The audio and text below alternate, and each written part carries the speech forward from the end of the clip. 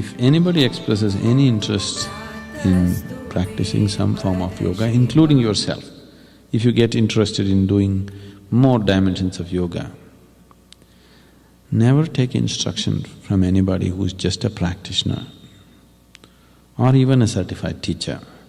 Especially never take instruction from a book or a video. It's totally irresponsible to do that.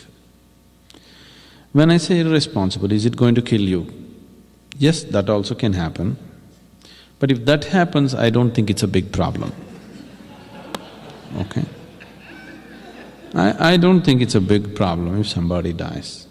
But if somebody lives and misses the possibility of knowing his life in a much deeper way, that pains me. See, when I say harm will happen to you, it is not necessary that something should break in you or you should fall ill or something. You miss the possibility of knowing. Isn't that harm enough?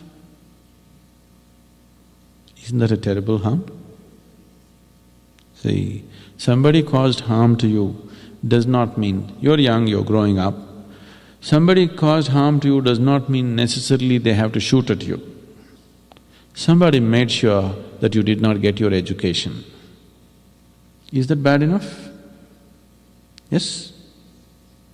Isn't it bad enough? So this is just like that on a much deeper level, but the same thing. Somebody denied you a possibility. That's bad enough, isn't it? It is not that something has to go wrong in terms of your physical health or something else, but that also can happen.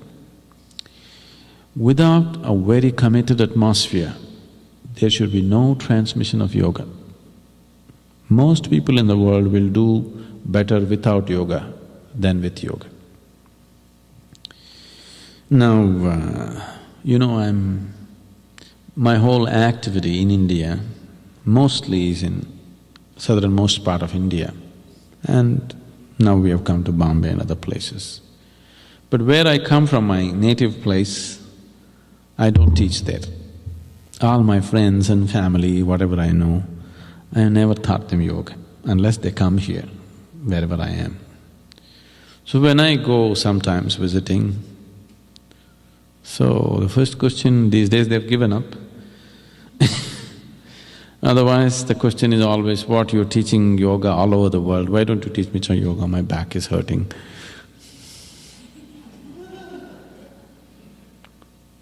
No yoga in uncommitted atmospheres. To tell you how, to what extent, I hope you understand this in the right perspective. My mother was ill a few years ago, 9 years ago. I'm sorry, I'm losing track of time, 13, 14 years ago. Seriously ill, we know that she's going to die.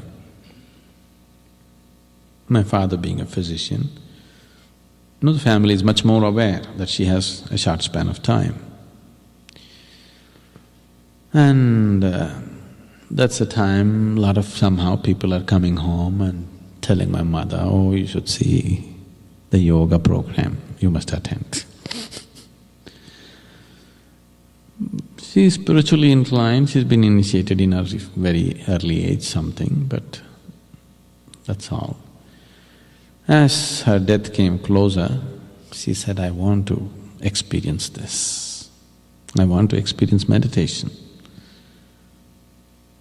I said, okay, I'll organize a class in the town, you come. She's in a bad condition, but she could come. As per me, she can come, I could take her and do it.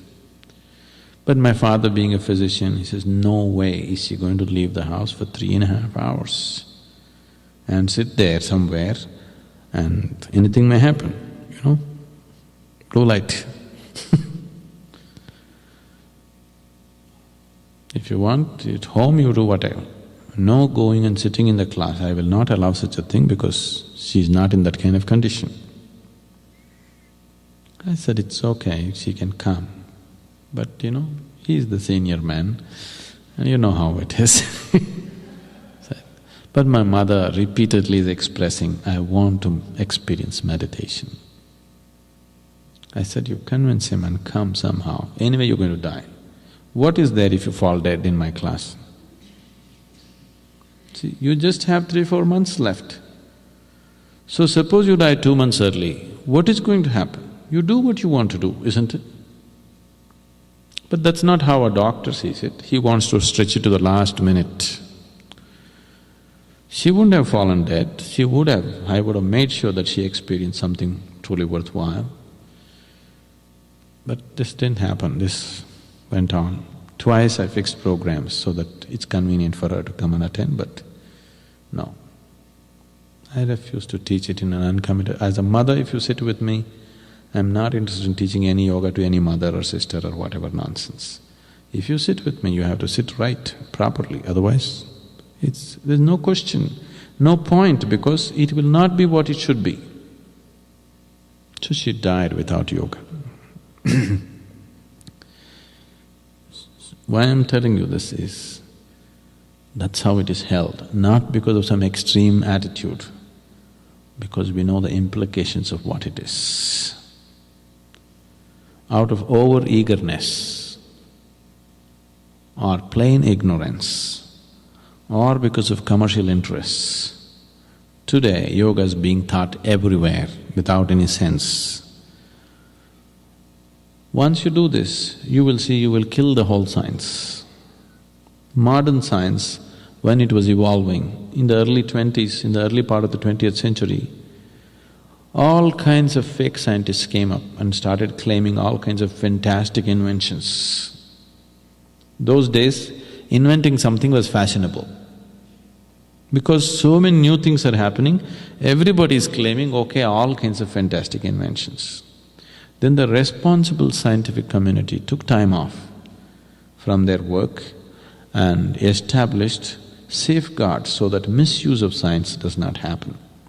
Science has reached this point today as quickly as it has only because of those safeguards. Similarly, in the spiritual processes in India, there were very rigid safeguards so that misuse and misinterpretation and damage does not happen. But in the last 100, 200 years, as I said, either because some people are overeager or they're just plain ignorant or they're unscrupulous. People have just taken away all safeguards. You can teach yoga on the beach, you can teach yoga in the theater, you can teach yoga in the aerobic class, you can just do it anywhere, isn't it? This will not bring well-being, there's no question about that.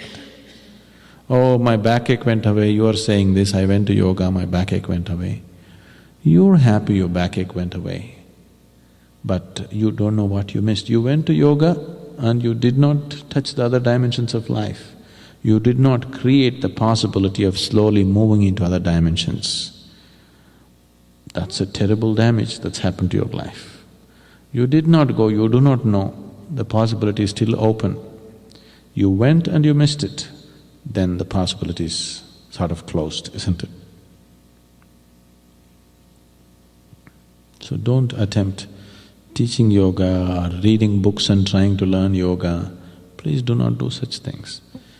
If you want to learn asanas, those kind of things, I think there are some people who are teaching it properly. You could learn from them. This dimension of yoga must be taught in a very committed atmosphere. Otherwise, you should not transmit this kind of thing. You'll bring more harm than well-being. For more on Sadhguru, visit www.ishafoundation.org.